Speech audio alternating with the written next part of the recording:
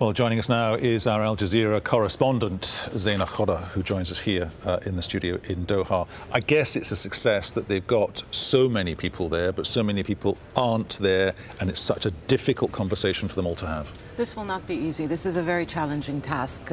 They have tried to unite the opposition many times in the past. There have been numerous attempts. This is the first time that Saudi is leading the effort, but like I mentioned, it has failed in the past. You have politicians. Some of them believe that the Syrian President Bashar al-Assad should be able to stay in office, at least during the political process. There are others who believe negotiations cannot begin unless Assad steps down. Then you have the armed groups on the ground, and these politicians don't have any influence over these armed groups.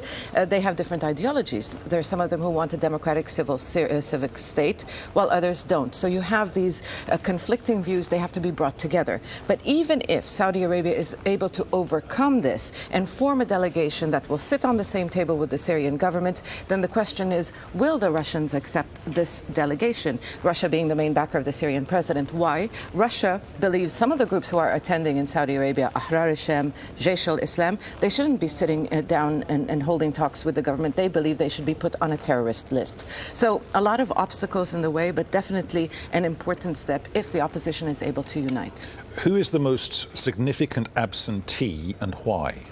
Well, we all know that Nusra hasn't been invited. Nusra is Al-Qaeda's affiliate in Syria. Even though its allies, the groups that it actually fights with on the ground, are attending the Saudi summit. But of course there's the YPG, the Kurds.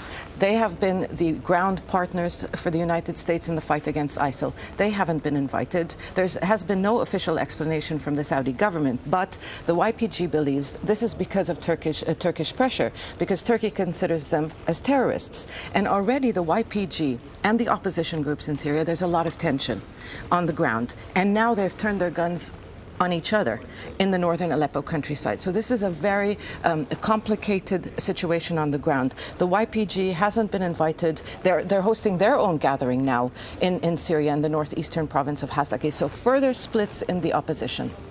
Very briefly, we were talking to Peter Galbraith, the man who wrote the book on Iraq 2004-2005, and he was saying to us, look, in amongst this 70,000 group of moderate fighters, the only people that have been successfully ID'd by the US-led coalition, that's the Kurds. But if the Kurds aren't there, was it that they weren't invited, or somebody just thought, no, you can't put these people in the mix yet, but you might get them in a little bit later on?